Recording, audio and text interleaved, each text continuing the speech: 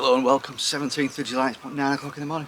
It's raining at the minute, not much rain. There's a heat wave coming, starting this afternoon for a few days. I was down here yesterday for about 4 hours, just weeding and watering, getting stuff done before it gets too hot. I'm not going to show you all that, but here is the key hour of weeding in about 20 seconds.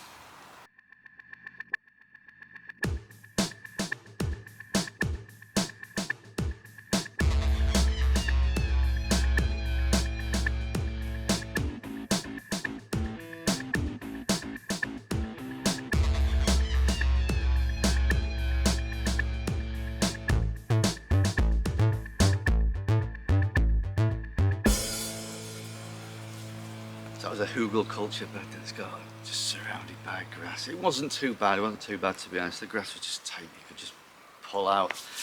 So that is good, so that's inspired me. Before it gets hot here, I'm going to clear up this back area behind the fruit trees. Hopefully it'll take me half an hour. Bosh. It's just old wildflowers and old green alkanet. That's probably the last one that's still got flowers on it. Get that sorted and get on to some more interesting stuff.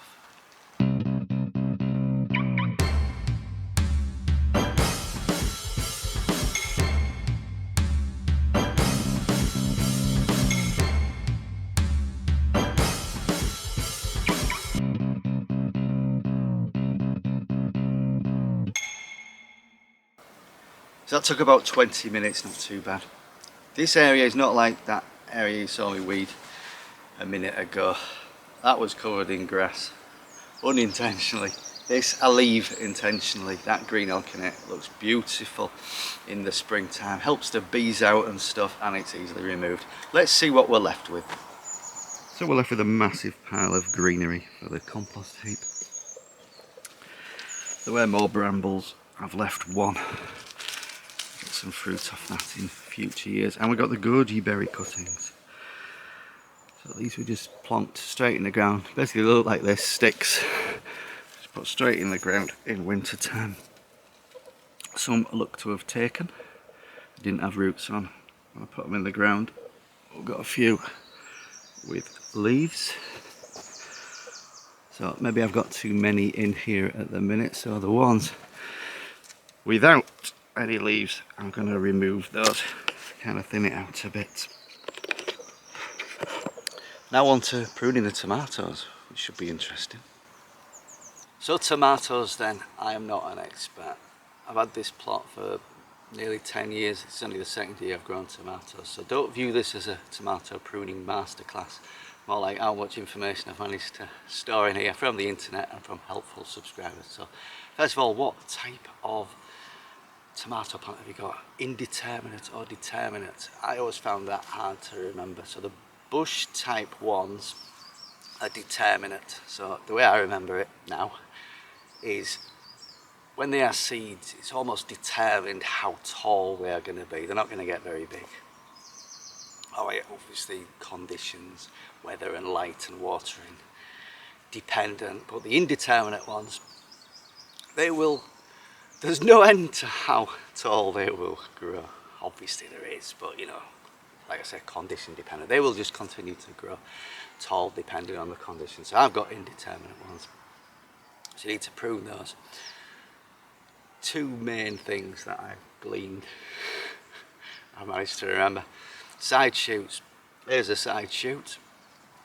So you've got the main stem going up and another sort of branch, if you like, going out at 90 degrees, and the side shoots come out between those. So pinch them out, and also once they get to a certain size like this, start having fruit on them.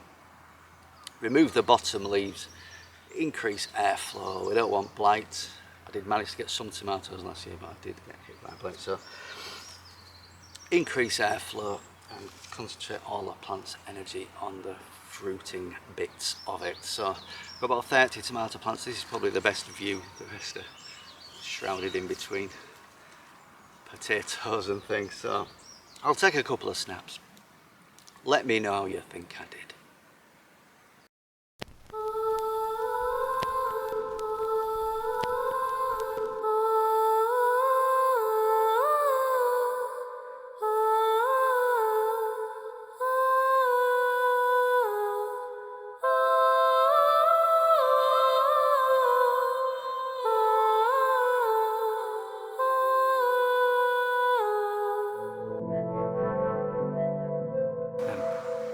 So I cut the tomatoes back then. I should have done it before now, to be honest. Some of the plants, you couldn't tell which was the main stem and which were the ones coming off that you should have cut off, but that's my fault. And also some of the stems that you should be cutting off have got flowers on the end and you're thinking they could be tomatoes. No, but you got to do the right thing, cut the right branches off.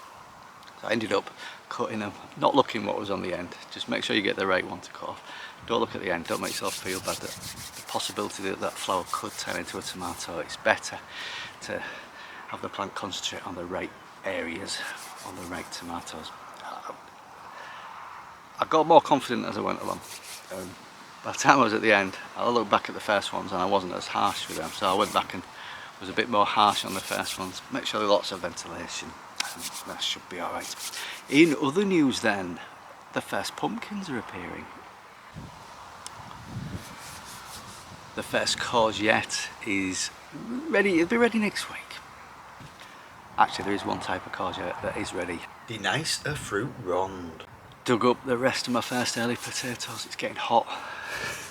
So digging, there'll be some in there that I haven't found. I'll go back another week and get them, but that's most of my first earlies. Pentland javelin. I put my strawberry runners in soil so they can start to grow roots. Sunflowers are doing their thing, as are the sweet peas. They might be nearing the end because they're starting to grow seed pods. I should take them off probably. And the leek flowers are looking lovely. First peas are ready, not many, but I'll take what I can get. And the cabbage and cauliflower are coming along nicely. I think I'll have that cauliflower this week. And the beetroot's finally a good enough size. Well, that's about it for this week, apart from first peas. I've had a couple already. See, between me and you, I'll tell my wife. Right, that's it for this week. Thank you for watching. Click subscribe, send me a comment. See you next time. Cheers.